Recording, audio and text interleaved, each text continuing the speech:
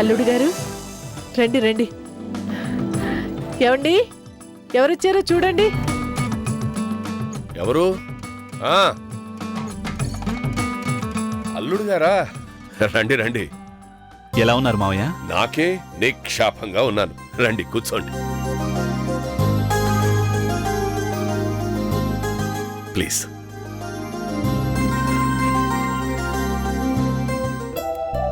అల్లుడు గారు ఇంటికి వచ్చారు. కాస్త కాఫీయో టీయో ఇచ్చి మర్యాద చేయవా? మావయ్య, నేనొచ్చింది మర్యాదల కోసం కాదు. అర్చన మళ్ళీ తిరిగొచ్చిందనే సంతోషాన్ని మీతో కలిసి పంచుకోవడానికి. దూరమైందనుకున్న నా భాగ్యదేవత ఆ దేవుడి దయవల్ల మళ్ళీ నా ఇంట్లో నవ్వుల పువ్వుల్ని పూయిస్తోంది అని ఆనందంగా మీతో చెప్పుకోవడానికి. బాబు.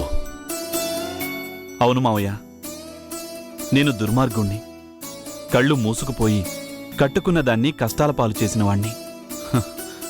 అయినా కూడా అర్చన నన్ను క్షమించింది.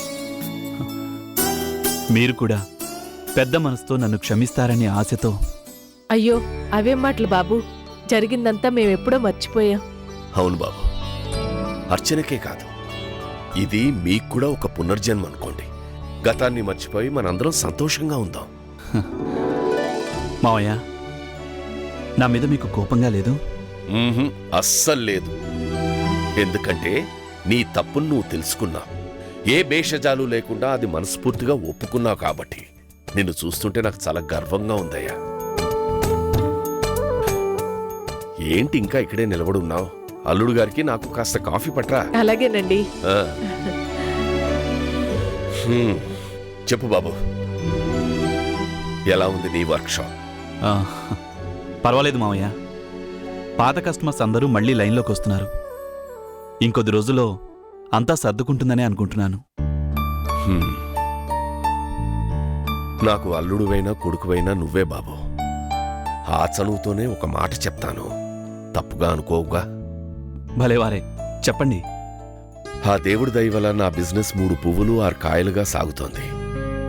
కోట్ల టర్నోవర్లో ఉన్న ఈ వ్యాపారాన్ని నేనొక్కడిని చూసుకోవడం కాస్త కష్టంగా ఉంది. అల్లుడుగా కాదు, నా కొడుగ్గా ఈ బాధ్యతలన్నీ నువ్వు చూసుకుంటే నేనే కాదు, మీ అత్తయ్య గారు కూడా చాలా సంతోషిస్తుంది. క్షమించండి మావయ్య. ఇప్పటికిప్పుడే కాదు, తీరిగ్గా ఆలోచించుకుని మీ నిర్ణయాన్ని చెప్పండి. లేదు మావయ్య, నేను స్వశక్తితో ఎదగాలనుకుంటున్నవాణ్ణి. నా కాళ్ల మీద నేను నిలబడి నన్ను నేను నిరూపించుకోవాలి అని ఆశపడుతున్నవాణ్ణి.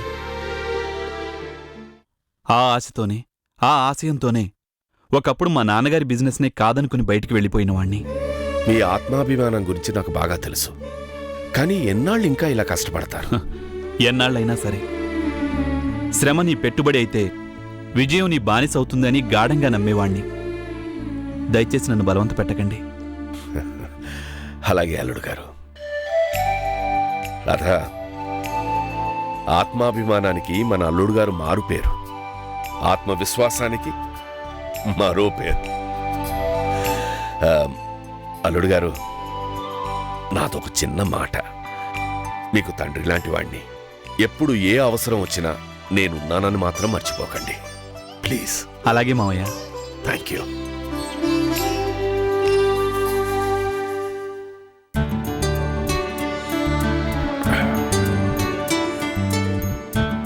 వెళ్ళొస్తానత్తయ్య. మంచిది బాబు. ఈసారి ఇలా ఒంటరిగా కాదు, అర్చన మీరు కలిసి రావాలి. కాఫీ తాగడానికి కాదు, భోంచేయడానికని గట్టిగా చెప్పు. అలాగే మావయ్య, తప్పకుండా ఈసారి ఇద్దరం కలిసే వస్తాం. All the best. Thank you. వస్తాను.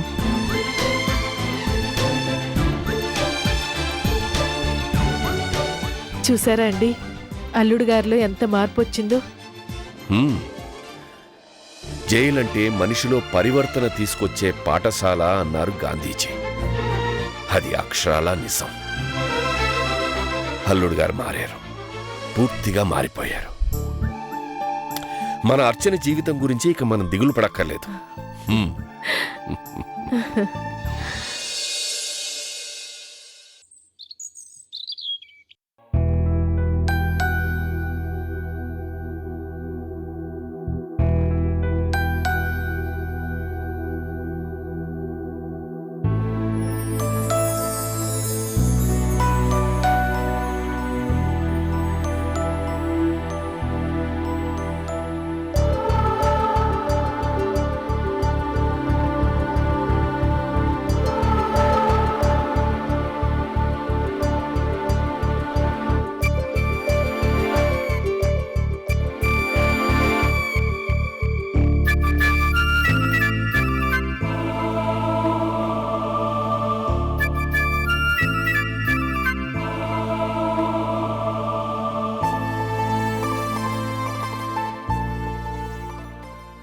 అమ్మా అర్చన, నీ పూజలు, నోములు, వ్రతాలు వీటి వల్లే ఎన్ని ఒడిదుడుకులొచ్చినా అందరం సంతోషంగా ఉన్నాం.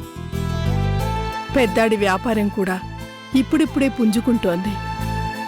రేపో మాపో కల్పన 12 బిడ్డకి తల్లవుతుంది. కాని కృష్ణ ఒక్కడే ఎక్కడున్నాడో తెలీదు. అమ్మా, తమ్ముడికి ఏమీ కాదు. వాడెక్కడున్నా క్షేమంగానే ఉంటాడు. అవునత్తయ్య, మీరనవసరంగా దిగులు పడకండి. కృష్ణ త్వరలోనే తప్పకుండా తిరిగొస్తాడు. నీ పూజల వల్లైనా నీ నోటి మాట నిజమే. కృష్ణ తిరిగొస్తే అంతకన్నా నాకు కావలసింది ఏమీ లేదమ్మా.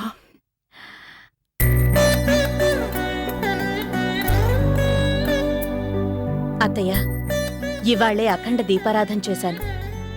నిజంగా ఆ దేవుడనేవాడే ఉంటే ఆ అఖండ దీపం కొండెక్కేలోగా కృష్ణ వస్తాడు. తప్పకుండా వస్తాడు. ఎవరి కోసం? నా కోసమా? నీ కోసమా? కృష్ణ ప్రసాద్ వచ్చేది కట్టుకున్న ఇల్లాలి కోసమా? మాజీ ప్రియురాలి కోసమా? ఏయ్, నోరు అదుపులో పెట్టుకుని మాట్లాడు. ఏ ఇప్పుడు నేను అంత కాని మాటను ఏమన్నాను? సౌందర్య, వద్దు. ఏంటి బాబుగారు వద్దు? గతాన్ని గుర్తు చెయ్యొద్దా? నేను గుర్తు చేయకపోతే మాత్రం మీరు మర్చిపోగలరా?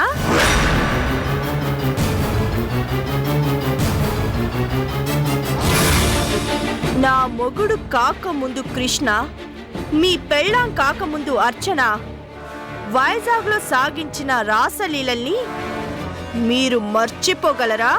ఏయ్, ఇంకొక్క మాట మాట్లాడావో ఏం చేస్తావ్? కొడతావా? నువ్వు కొట్టినంత మాత్రాన నిజం అబద్ధం అయిపోదు. సౌందర్య, నువ్వు అసలు ఆడతానివేనా? దేవుడు ముందు నిలబడి ఇలాంటి మాటలు మాట్లాడతావా?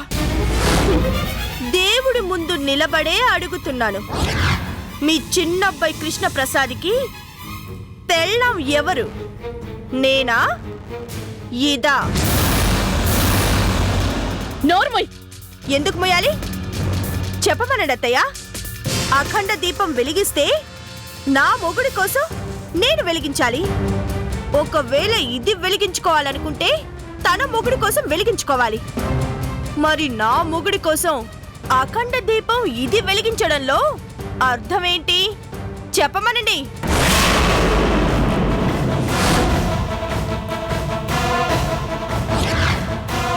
కృష్ణ మీద నాకు లేని ఇంట్రెస్ట్ ఈవిడి గారికెందుకు?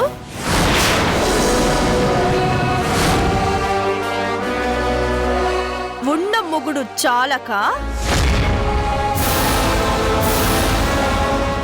మాజీ ప్రియుణ్ణి మర్చిపోలేక?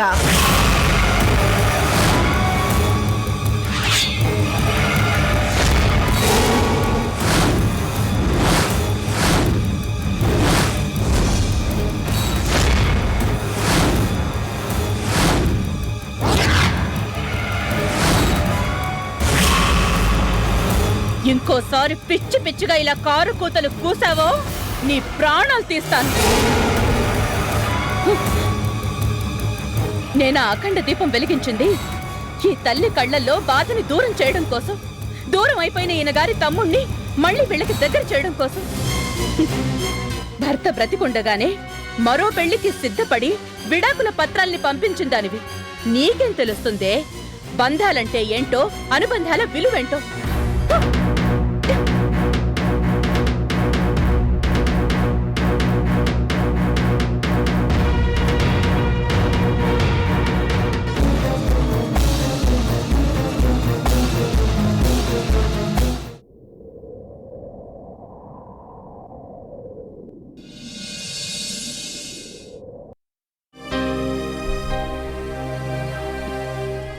జాగ్రత్తరా.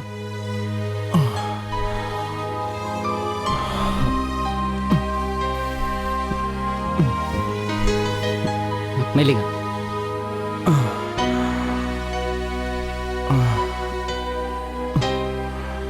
మెల్లిగరా. జాగ్రత్త.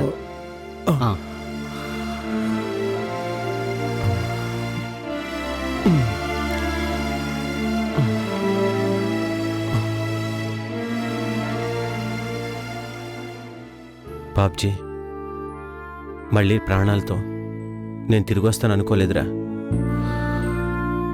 థ్యాంక్స్ రా. నువ్వే కనుక లేకపోతే ఇక మోస్తావా? థ్యాంక్స్ అంటే థ్యాంక్స్. రేయ్, నువ్వు క్షేమంగా తిరిగొచ్చావు, నాకంతే చాలు. సూర్యని కాపాడడానికి నేను చేసిన ప్రయత్నం అంతా వృధా అయిపోయిందిరా. ఇటు అమ్మ వాళ్ళ దగ్గరికి వెళ్లకుండా ఇలాగే ఉండిపోవాల్సి వస్తుంది. కృష్ణ, మంచి మనసుతో నీ ప్రయత్నం నువ్వు చేసావు, కానీ ఏం చేస్తాం? అలా జరగాలి అని రాసిపెట్టుంటే ఎవ్వరం ఏం చేయలేం. చెప్పాను కదా, ఇక ఆ సూర్య సంగతి మర్చిపో. బాబ్జీ, అవును కృష్ణ, ఇక ముందు నువ్వు ఆలోచించాల్సింది మీ అమ్మ వాళ్ళ గురించి.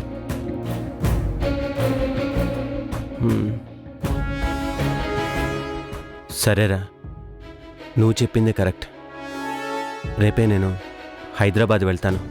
ఏంటి, రేపు అంత దూరమా? మతుండే మాట్లాడుతున్నావా? అది కాదురా. డాక్టర్ గారు ఏం చెప్పారో మర్చిపోయావా? ఇంకో వారం రోజుల పాటు నువ్వు కంప్లీట్గా బెడ్ రెస్ట్ తీసుకోవాలి.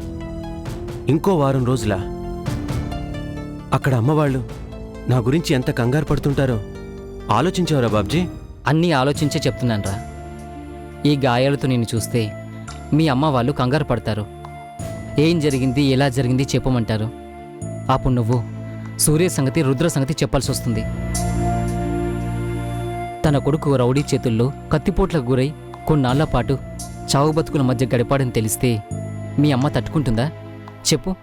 బాబ్జీ, అందుకే చెప్పేది, ఇంకో వారం గడిస్తే గాయాలు పూర్తిగా మానిపోతాయి. అప్పుడు నువ్వు సంతోషంగా మీ వాళ్ళని చూడడానికి వెళ్ళొచ్చు. కానీ అమ్మవాళ్ళు మళ్ళీ ఫోన్ చేస్తే? ఇన్నాళ్ళు ఏం చేశామో ఇక ముందు కూడా అదే చేద్దాం. నిజం చెప్పి బాధ పెట్టడం కన్నా అబద్ధం చెప్పి తప్పించుకోవడం తప్పేం కాదురా. సరేరా, నువ్వు రెస్ట్ తీసుకో. నేను బయటికెళ్ళి డాక్టర్ గారు రాసిచ్చిన మందులు తీసుకొస్తాను. అలాగే. నేను వచ్చేంత వరకు నువ్వు బెడ్ దిగకూడదు, ఓకేనా? రే, నేను చూసుకుంటాను, నువ్వు వెళ్ళరా.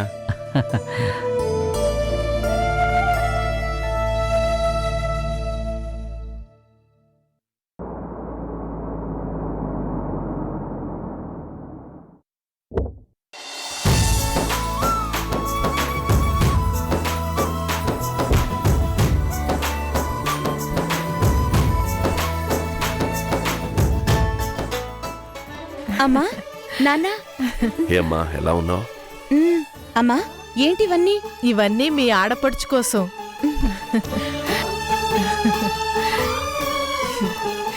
ఏమ్మా కల్పన, నువ్వు కూడా నా బిడ్డ లాంటి దానివే. తీసుకోమ్మా.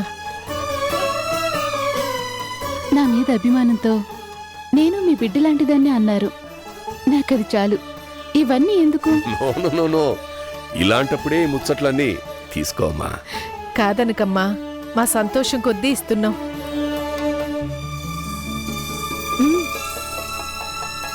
ఏంటి, మీ వదిన చెప్తే గాని తీసుకోవా? అబే, అదే లేదు. తీసుకో.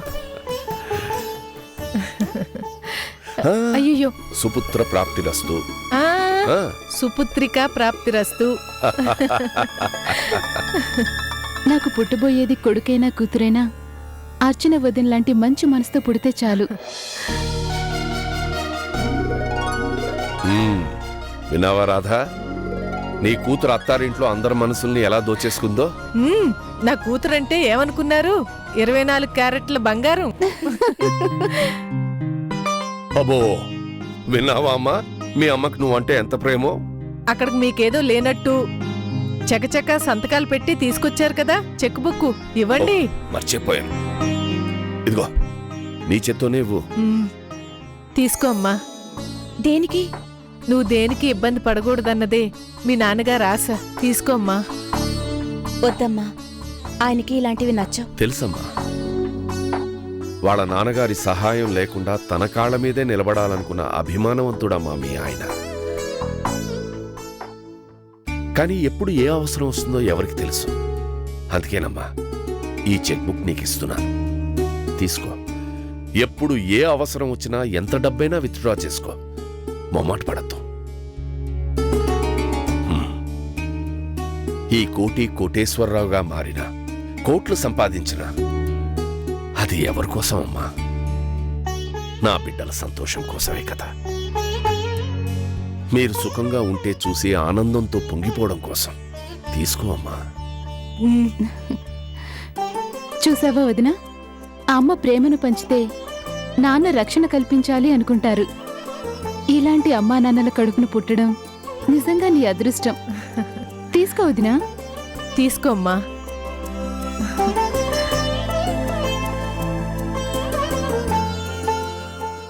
ఓయబ్బో, ప్రేమ కారిపోతోంది.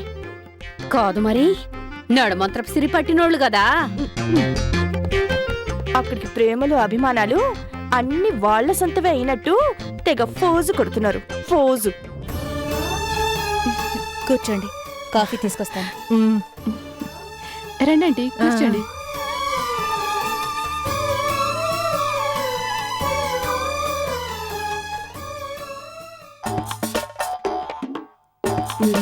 ఏయ్, ఏం మాట్లాడుకుంటున్నారు? మేవా? అబ్బే, మొన్న టీవీలో వచ్చిందే కుటుంబం, ఆ సినిమా గురించి మాట్లాడుకుంటున్నాం. కుటుంబం అంటే నీకు ఈ జన్మకు అర్థం కాదు గాని, అమ్మ వాళ్ళొచ్చారు, వెళ్ళి కాఫీ పెట్టు. మీ అమ్మ వాళ్ళు వస్తే కూడా నేనే పెట్టాలా?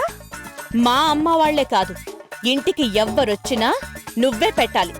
అర్థమైందా? కాదు, నాన్నగారికి కాఫీలో షుగర్ కొంచెం తక్కువ వెయ్యాలి. ఏంటి? అలాగే. 2 minutes లో తీసుకురావాలి. 2 minutes లో తీసుకురావాలంట. పెద్ద ఆర్డర్ వేసింది. ఆర్డర్. అమ్మగారు, ఐడియా ఏంటే అది?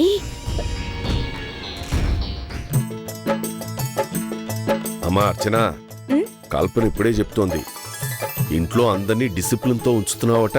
వాడు కాదు కూడదు అంటే వాళ్ళ చేత డ్రిల్ చేయిస్తున్నావట. చాలే ఊరుకోండి. అమ్మా అర్చన, ఇప్పుడు దాకా జరిగింది చాలు. ఇక మీదటైనా నీ జీవితం ప్రశాంతంగా ఉండాలి అంటే సౌందర్యతో నువ్వు సఖ్యతగా ఉండాలి.